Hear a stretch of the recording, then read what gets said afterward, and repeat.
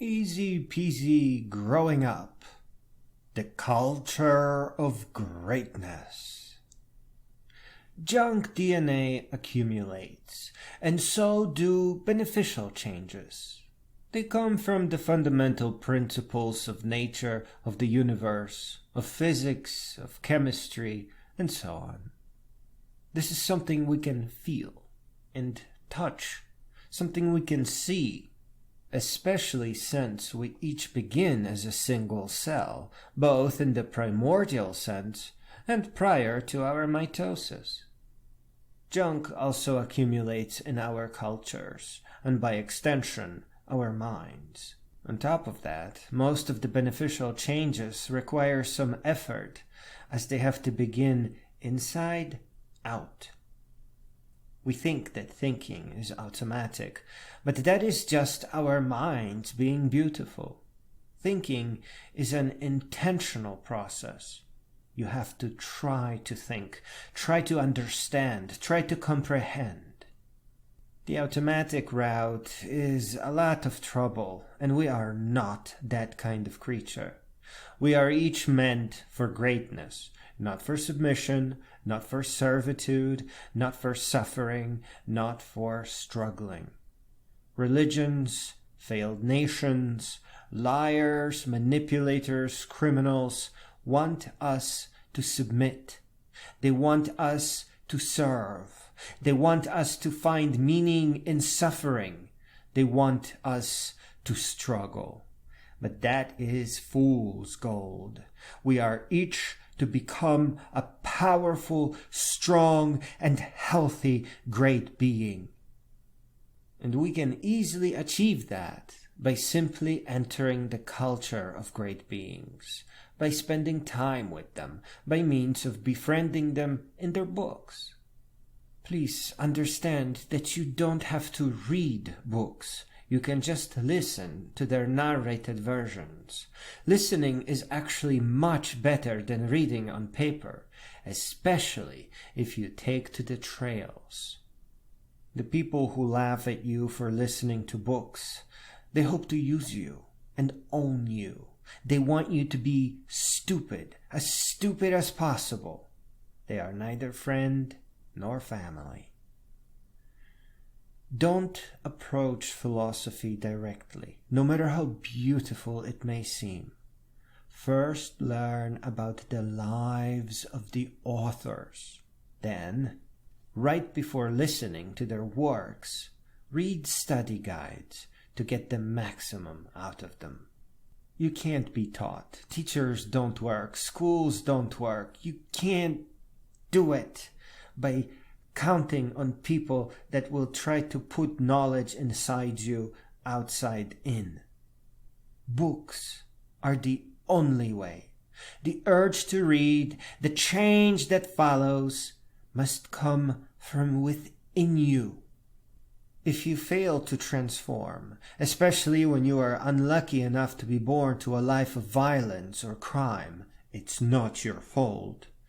It's sheer accident. Keep trying, keep fighting, take to the trails. For those of us who don't get into any trouble, the transformation into culture of greatness is still critical, as it marks the rite of passage into adulthood now. It is far too dangerous to assume that we were lucky and our culture is just fine. That probably doesn't happen. That is how everyone ends up having their freedom of will subverted. Human beings are beautiful, but all too often misled. In fact, almost always misled. Almost always used in one way or another to make somebody else's life easier. I don't even know what that's about. Listen to me. One of our greatest treasures and inventions, our most sacred thing maybe, created, invented thousands of years before religions, was the transformation.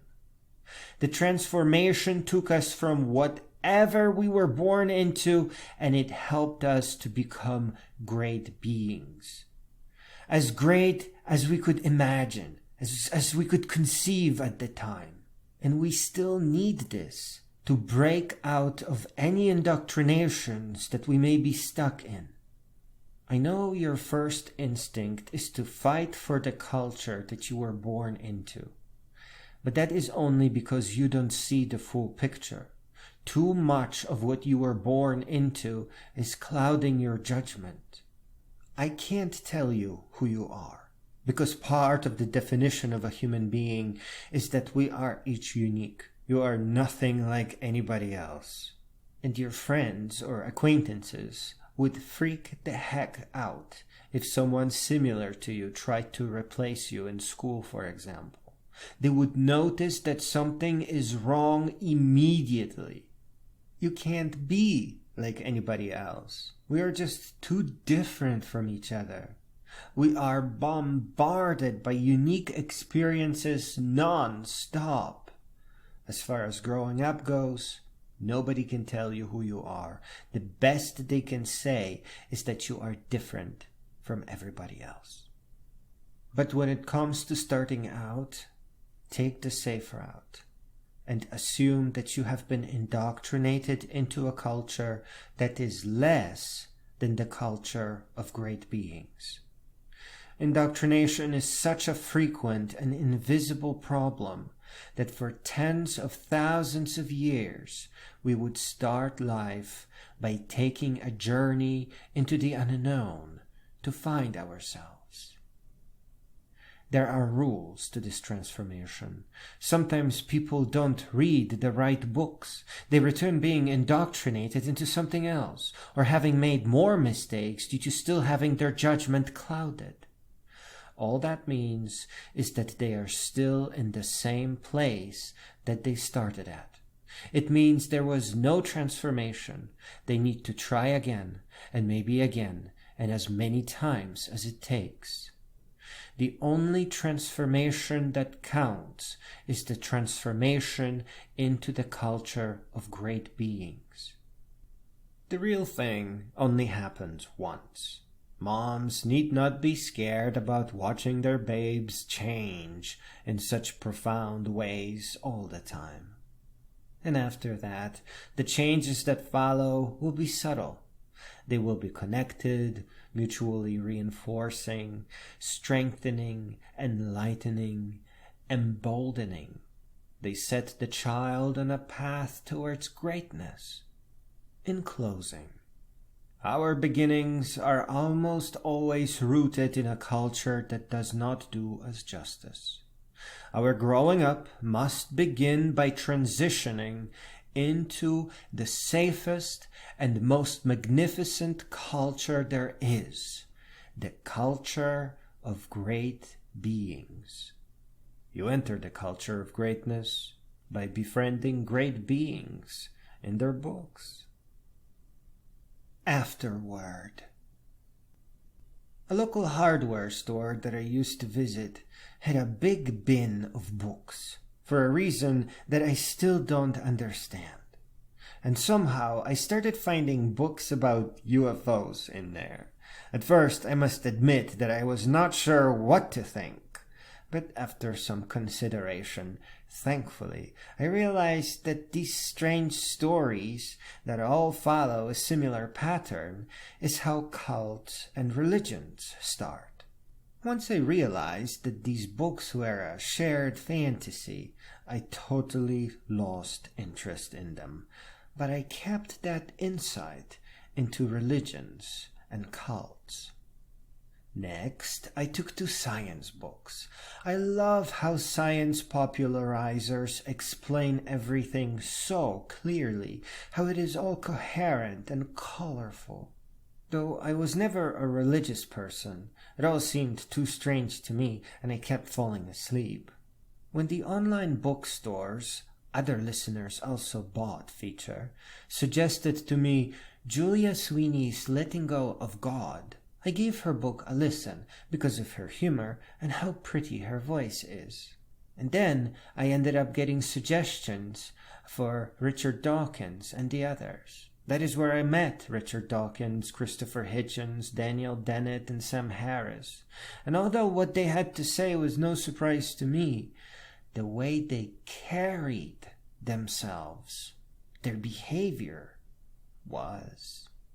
I realized the books and people I have stumbled upon were great beings. A little later on, I was packing for a trip, just having done listening to We Are All Connected, which later ended up as the soundtrack to the trip due to a mighty storm that provided the visuals, to say the least. All of a sudden, I had to sit down on my stairs and quietly started listening to the girls cheering and laughing in the background to Richard's amazing class as he was giving a speech at Randolph-Macon Women's College. I especially love how he said that a cult of female gods would have improving effects. There was so much love in the audience. It was all so beautiful to me, and he was so classy. This woman asked a feminist question, and Richard was ready with the answer. But then, in his classiness, he added that additional part, stating that female gods would have improving effects on the world. I love that so much. It's such a wonderful thing to say. You know, the primary reason why it is such a big deal to become a great being, why the world needs great beings, why we should strive to become them, is not to save the world, is not to become wise and create some culture of greatness, but because great beings bring happiness and joy and love to the world.